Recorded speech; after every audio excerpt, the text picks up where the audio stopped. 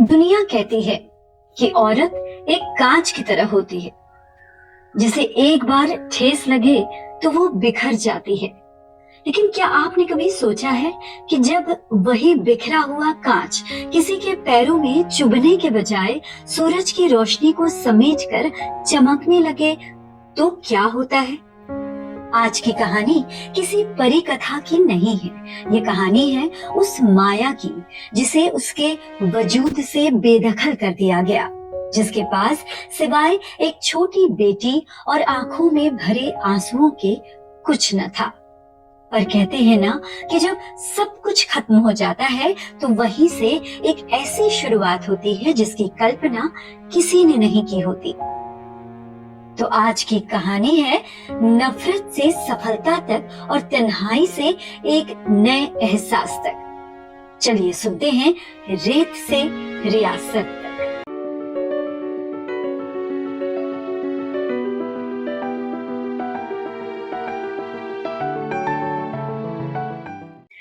कहानी शुरू होती है माया के आंसुओं से।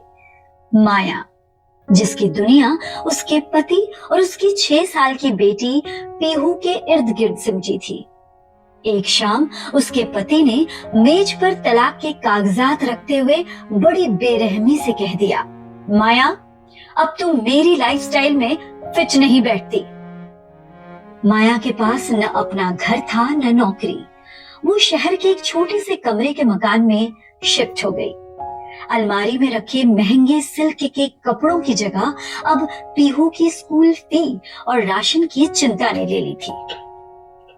शुरुआती दिन किसी बुरे सपने की तरह थे।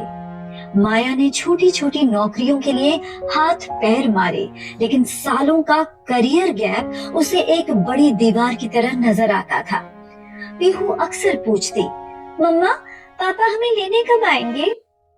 और माया मुस्कुरा कर कहती, बेटा, अब हम अपनी दुनिया खुद बनाएंगे।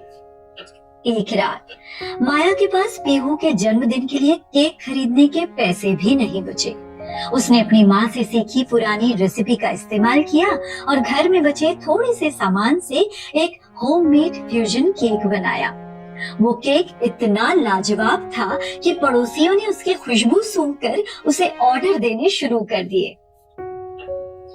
माया की जिंदगी में रोमांस कोई इंसान नहीं बल्कि उसका हुनर लेकर आया।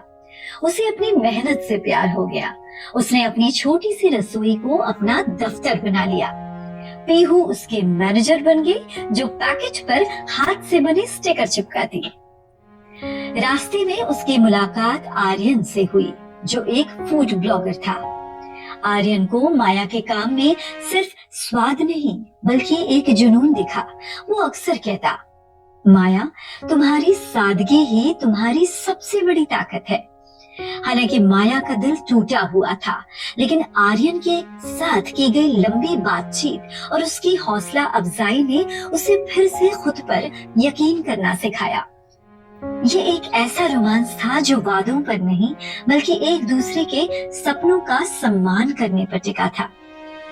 और इस तरह कहानी आगे बढ़ती गई। माया ने अपने ब्रांड का नाम रखा पीहू की रसोई।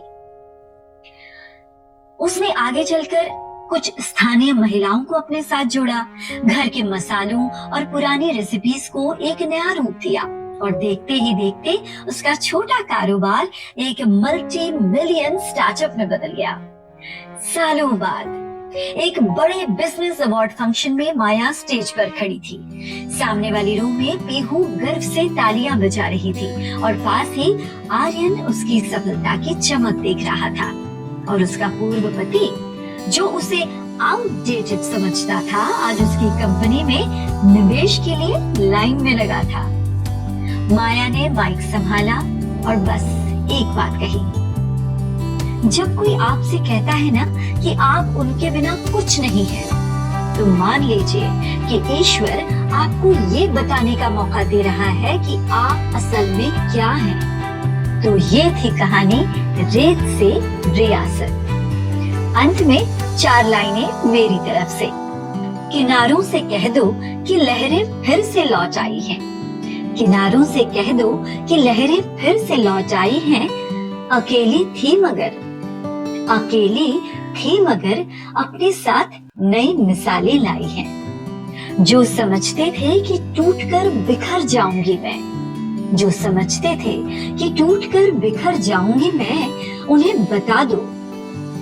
जो समझते थे कि टूटकर बिखर जाऊंगी मैं, उन्हें बता दो कि मैं आग में तप कर निखर आई हूँ।